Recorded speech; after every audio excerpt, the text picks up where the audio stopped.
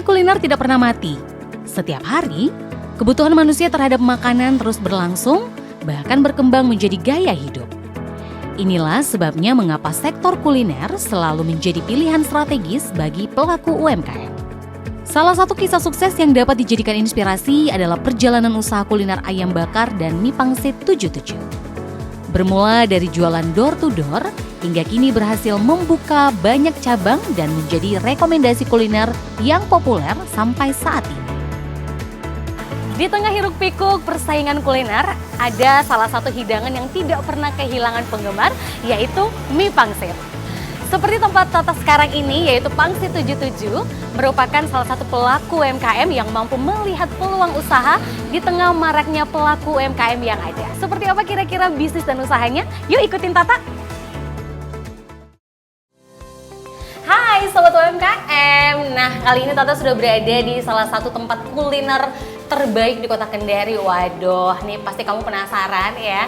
Dan ini tempatnya jualannya banyak banget menu-menu yang ada di sini. Tapi yang paling recommended itu ada salah satu menu yang sesuai dengan nama tempatnya ya. Ini nama tempatnya Pangsit 77 dan seperti namanya yang Tata bilang tadi, kalau menu andalannya mereka juga ada yang namanya pangsit. Tapi sebelum kita ngomongin soal menu-menu yang Tata bilang itu, kita mau ngobrol dulu nih sama owner ya, atau yang punya usaha dari Pangsit 77 ini. Di sebelahnya Tata sudah ada Kak Imel. Halo Kak Imel. Halo Kak. Iya, apa kabar Kak? Puji Tuhan luar biasa baik. Baik, luar biasa. Semangat sekali Kak Imel hari ini. Terima kasih kita sudah mampir ke sini Kak Imel ya. Nah, kita mau tanya dulu nih Kak Imel, untuk awal mula berdirinya usaha Kak Imel Pangsit 77 ini seperti apa? Boleh diceritakan sama sobat UMKM yang ada di rumah? Jadi awal mulanya perjalanan mie Pangsit 77 ini kita mulai dari 2014. Saya jualan dari pintu ke pintu. Saya menawarkan cendol, salad buah, dimulai dari seperti itu 2014. Lalu saya mulai dari pintu ke pintu, kemudian kita mulai tenda payung yang warna-warni itu. Dari situ terus mulai tenda biru dan mulai papan-papan kemudian seperti ini. Iya, dan kita juga sudah buka di kita tidak buka di sini saja, tapi kita juga ada di Jakarta. Kita ada di Gading Serpong, di Ruko Melodi 2, dan kita juga ada di Central Park di lantai 8. Ternyata nih Sobat UMKM ya, Kak Imel, kalau Sobat UMKM di rumah lihat sampai berkaca-kaca karena memang sebegitu perjuangannya Kak Imel untuk merintis usaha ini ya Kak Imel. Dan luar biasanya seperti yang Kak Imel bilang tadi Sobat UMKM, kalau usaha Pangsit 77 ini ternyata bukan cuma di Kota Kendari saja Kak Imel, tapi ada sudah sampai di kita kota. Sudah ada di Jakarta, iya, kita di Gading Serpong ada. Wow, luar biasa ya, itu dia. Nah Kak Imel, kalau kita ngomongin soal usahanya Kak Imel tadi yang Kak Imel bilang mulainya dari nol banget, cuman ditawar-tawarin dulu ke orang-orang mungkin satu-satu ya, sampai sekarang punya ini, ada karyawan berapa sekarang? Kalau sekarang kita punya kurang lebih 15. Kalau dulu saya hanya kerja sendiri saja karena kita jualan masih rumah ke rumah, masih online, jadi kita terima dulu online. Kalau sekarang puji Tuhan saya sudah punya teman-teman 15 yang membantu kami. Wah, luar biasa sekali. Untuk di Kendari. Untuk di Kendari, beda lagi yang di luar. Di luar ya. Wah, luar biasa sekali. Nah, tadi dari tahun berapa Kak Imel? Saya dari tahun 2014. 2014. Kita Berarti dari total 2025 berapa tahun tuh? Sudah 11 tahun. 11 tahun. Iya, Wah. 11 tahun. Kalau untuk ukuran usaha kuliner itu sudah cukup lama ya, dan itu bertahan berkat konsistensi pastinya ya. Oke, Kak Imel, kalau kita ngomongin soal menu, sebenarnya apa sih yang paling unik atau mungkin yang paling beda dari tempat-tempat makan yang lainnya? Apalagi kan kita juga tahu tempat-tempat makan seperti ini atau kuliner seperti itu juga banyak di luar sana. Kira-kira Pangsit 77 itu punya pembedanya apa sih Kak dari tempat lain? Kalau kita mungkin dari segi toppingan, karena kita toppingannya ada tambah daging sapi panggang dan ada tambah nyunyang goreng di dalam toppingan mie pangsitnya. Mungkin seperti itu. Iya, dan mie juga kami buat sendiri, homemade, pakai racikan sendiri. Luar biasa. Di sini nggak ada chef khususnya Kak, atau Kak Imel saya sendiri dan yang suami. Saya dan suami. Wah, yang meracik, yang meracik semuanya. Wow, luar biasa. Sebenarnya Kak Imel sendiri ada basic ini ada basic tata boga atau apa atau belajar kah? Sama sekali saya tidak ada karena saya lulusan perawat, saya lulusan dari kesehatan, terjun di dunia kuliner karena itu tadi apa harus berjuang hidup. Betul. Harus berjuang, iya. Wah, luar biasa. Dari itu sebenarnya tercipta Mipangsit 77 ini dari saya boleh bilang dari tekanan hidup lah, seperti itu. Sampai bisa seperti iya. ini ya. Wah, keren ya. Aduh, Tante sampai kayak greget juga bertanya sobat UMKM ya, karena dengar cerita Kak Imel perjuangannya betul-betul dari nol sampai sekarang, dan ternyata dia juga tidak ada sama sekali basic tata boga dan sebagainya iya, ya. Iya, hanya benar. karena dia bilang karena memang kita harus bertahan hidup ya, Ya, jadi harus berjuang, buka iya, usaha jadi lah harus seperti survive. ini. Iya, Ya, wah keren banget. Nah, Kak Imel, kita ngomongin menu lain karena kan dapat bocoran kalau bukan cuma mie pangsit ya. Iya, Ada menu iya. apa saja yang kita dijual? ada ayam bakar Jakarta 77, ada juga nyunyang goreng, ada nasi ayam goreng Kalasan, ada mie goreng. Mie goreng itu langsung dibuat sama suami saya langsung. Wah, Iya. dia langsung turun tangan Langsung buatin turun tangan ya? masak, iya. Oh, jadi kalau misalnya kayak ada customer yang datang itu suaminya Kak Imel yang langsung buat. Iya. Begitu juga dengan mie pangsit. Gitu. Seperti itu. Wah, keren sekali ternyata ya, se-effort itu loh usahanya Kak Imel dibangun dari 2014 sampai dengan 2025 sekarang ya, bisa bertahan karena kompak nih dua-duanya, Iya. suami istri ya. Iya. Kayaknya passionnya juga sama walaupun ya tidak ada basic Tidak di ada basic, tata iya. boga ya. Oke, kalau kita ngomongin soal ini nih, antusias masyarakat kira-kira sepanjang itu, apalagi sudah lama nih Kak Imel buka usahanya ya dari 2014. Gimana Kak Imel selama ini, selama buka usaha, customer yang datang seperti apa? Puji Tuhan selama buka usaha ini, dari awal kami buka sampai hari ini puji Tuhan masih selalu rame, masih selalu diminati sama warga Kendari. Puji Tuhan seperti itu. Banyak ya Kakak. selalu Iya, ya? iya. Jam operasional jam berapa? Kita jam operasional dari jam 10 pagi sampai jam 10 malam, Kakak. Wah, luar biasa sekali. Jadi ini buat sobat UMKM di rumah juga ya, kalau mau merintis usaha seperti ini bisa melihat nih perjuangannya Kak Imel ya, luar biasa banget dari 2014 yang awalnya cuman door to door aja ya, dikenalkan mungkin sama kerabat, teman-teman Iya, lainnya, betul. sampai sekarang sudah punya usaha sendiri, bahkan ada cabang di luar kota sana. Amin. Ya.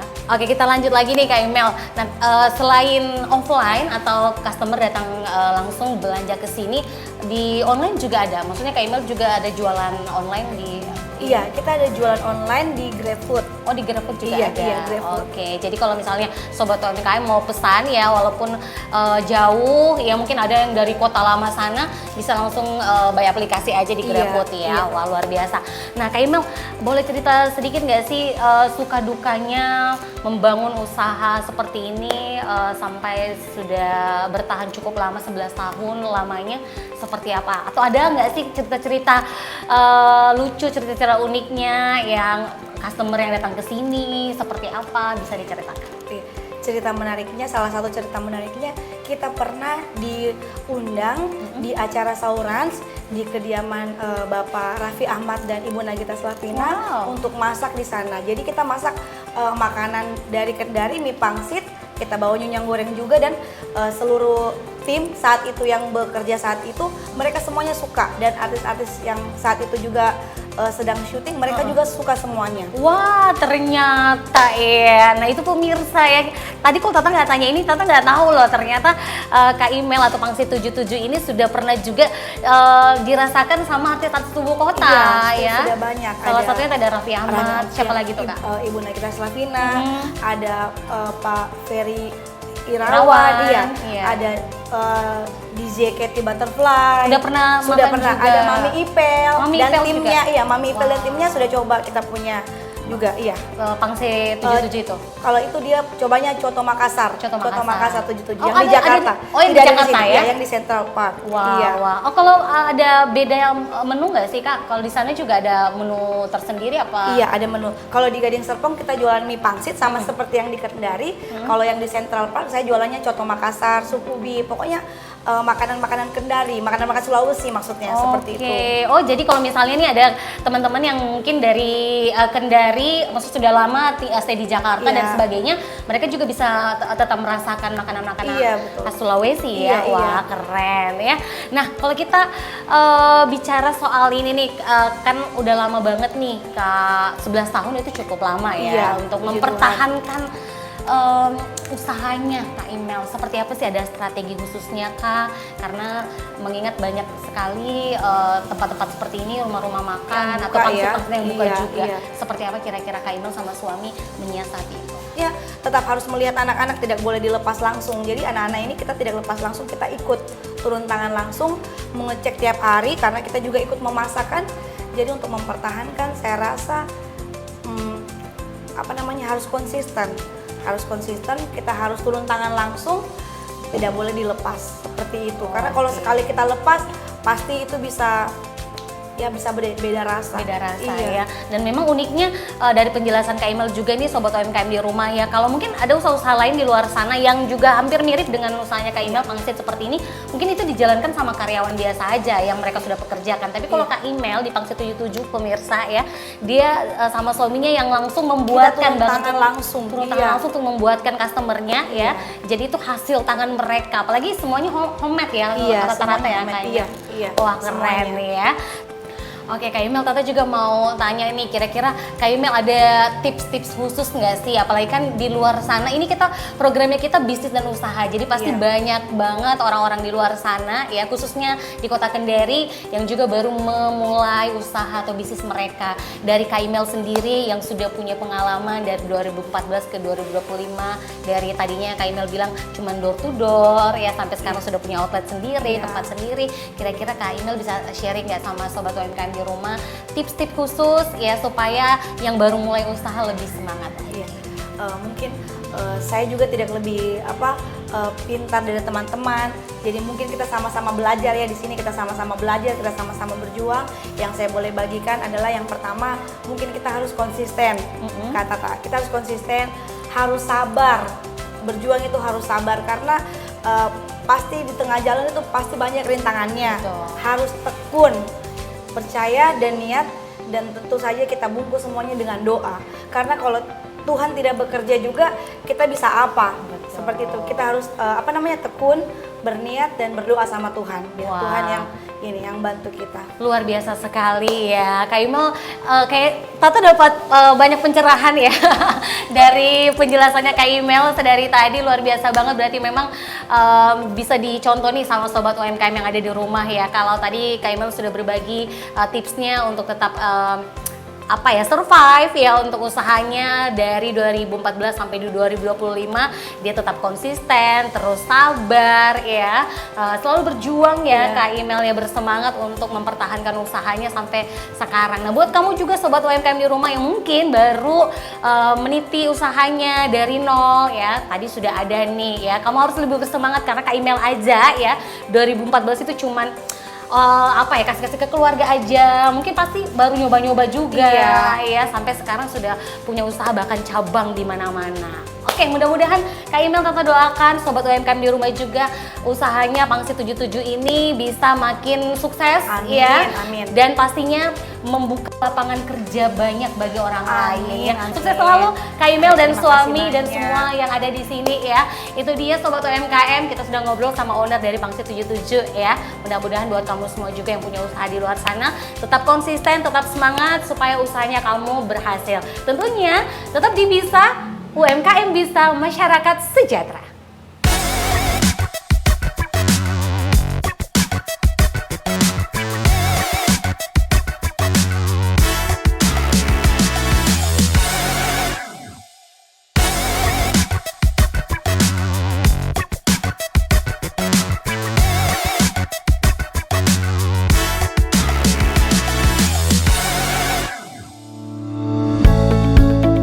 Dalam beberapa tahun terakhir, bisnis coffee shop mengalami lonjakan pertumbuhan yang sangat signifikan di berbagai kota di Indonesia, termasuk halnya di kota Kendari.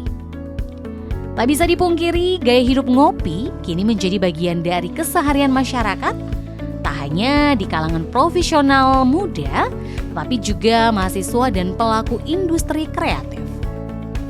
Fenomena ini membuka peluang usaha besar bukan hanya di sektor hilir seperti coffee shop, tetapi juga di sektor hulu yaitu usaha roaster kopi dan supplier bahan minuman khas coffee shop.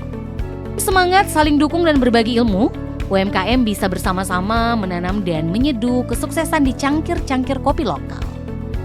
Di tengah maraknya kehadiran UMKM kedai kopi atau sekelas coffee shop, di sisi lainnya tak sedikit pelaku usaha tersebut menghadapi tantangan dalam mengakses bahan baku berkualitas dengan harga bersaing. Disinilah pentingnya kehadiran roaster dan supplier kopi atau minuman lokal. Mereka menjadi tulang punggung rantai pasok, memastikan kopi yang segar dan bahan-bahan minuman kekinian tersedia secara rutin dan konsisten.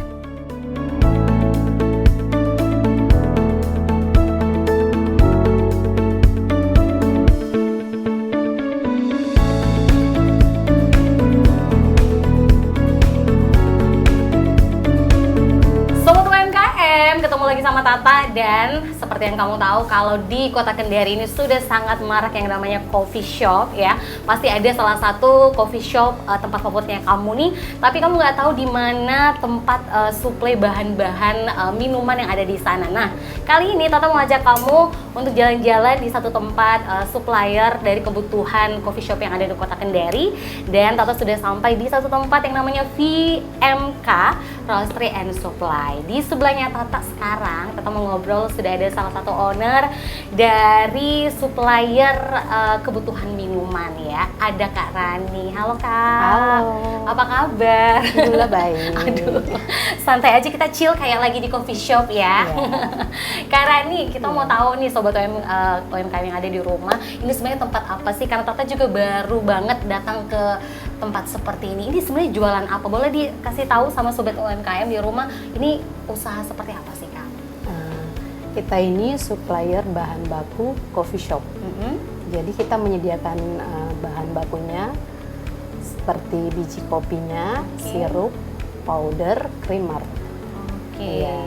Jadi sebenarnya usaha ini tuh menjual semua kebutuhan coffee shop yang ada. Iya. Gitu.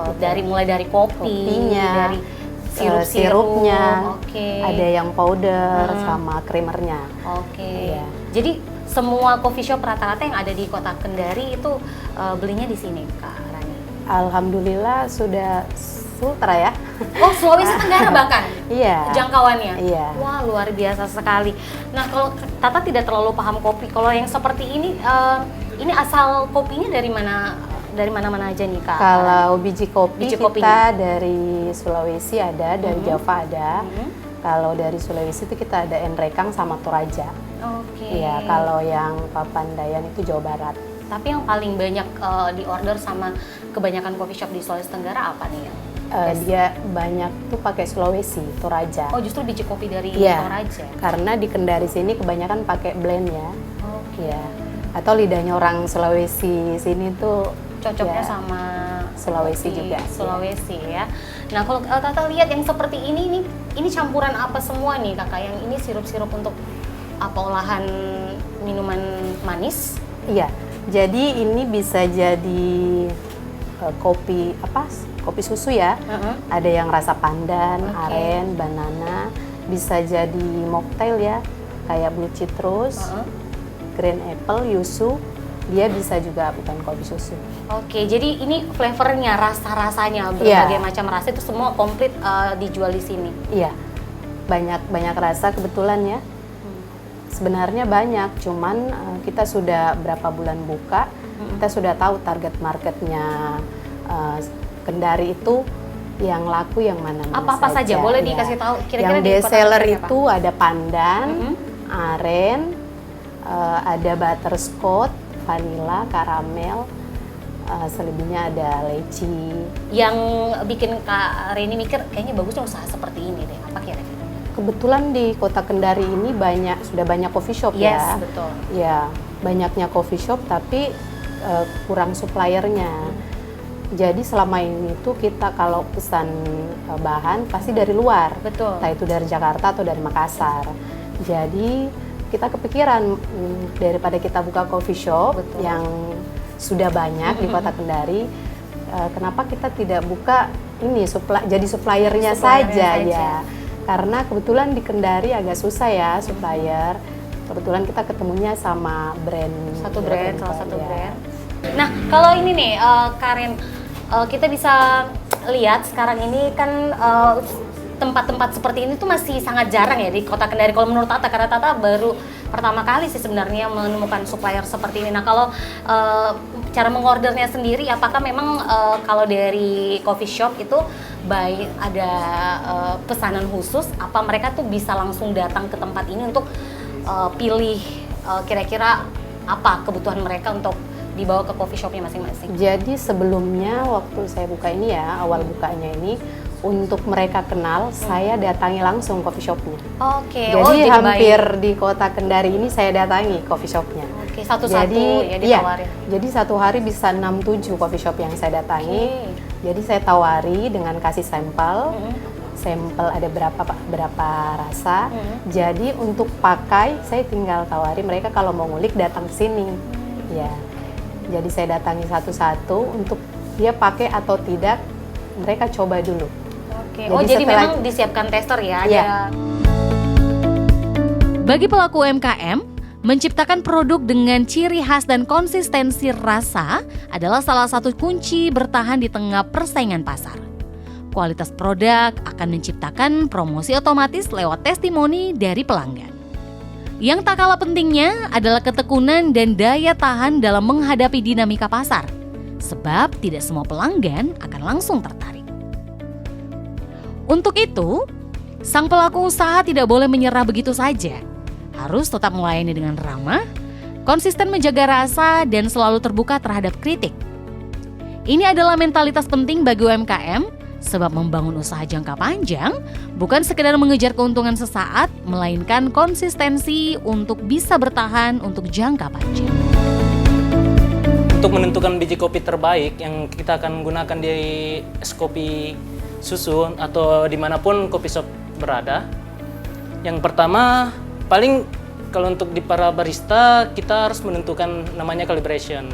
Calibration itu penentuan antara dose dan yield, tapi di sisi lain kita harus sesuaikan presisi dari green size tersebut untuk mendapatkan hasil sari kopi atau biasa dibilang espresso yang maksimal dan bisa disajikan ke customer yang lebih enak lagi gitu. Kalau untuk para pecinta kopi, kalau yang kayak kami di mana ya, yang di Sulawesi Selatan itu rata-rata semua pakai full arabica, karena apa ya, kalau pakai robusta kan kebanyakan di Kendari nih. Kalau di Kendari kebanyakan pakai blend 50-50, 50 arabica atau 50 robusta, itu dicampur. Tapi lebih bagusnya kan kalau kita pakai full arabica aja. Karena ketika kita pakai robusta, kafein dalam robusta kan lebih 2 kali. Kafein dalam robusta 2 kali lebih daripada arabica. Yang sampai orang yang ada sakit mah atau apa itu kalau minumnya sampai tiba-tiba sakit. Lebih amannya sih di arabica kalau maunya. Sampai sejauh ini yang paling penting diperhatikan itu yang pertama konsistensi rasanya, yang kedua ya kebersihan, maksudnya kebersihan dalam melakukan pembuatan kopinya supaya customer juga merasa lebih enak untuk menikmati kopinya itu. Bisa dibilang, UMKM kopi di Kendari tidak merasa sendiri. Karena jika semua tumbuh bersama, maka budaya kopi di kota ini juga ikut naik kelas. Seperti ini membangun usaha kopi hanya tentang menjual produk, tetapi menciptakan jaringan kolaboratif. Peran supplier kopi seperti ini sangat penting dalam menopang pertumbuhan UMKM coffee shop, terutama di kota-kota yang sedang berkembang seperti kota Kendari ini. Mungkin Kak Rani bisa berbagi tips buat para pelaku UMKM yang ada di luar sana. Jadi kalau untuk saran ya untuk coffee shop, kalau bisa menunya lebih bervariasi, lebih inovasi, sama rasanya mungkin dipertahankan ya.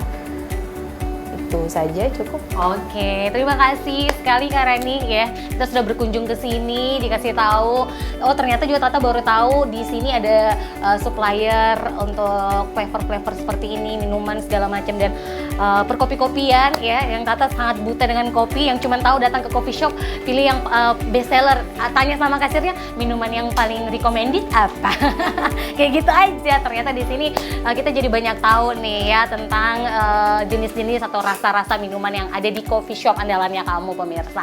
Baiklah kalau begitu terima kasih sekali lagi buat semua pemirsa dan sobat UMKM ya sudah menyaksikan Bisa Bisnis dan Usaha. Terima kasih juga buat Kak Rani.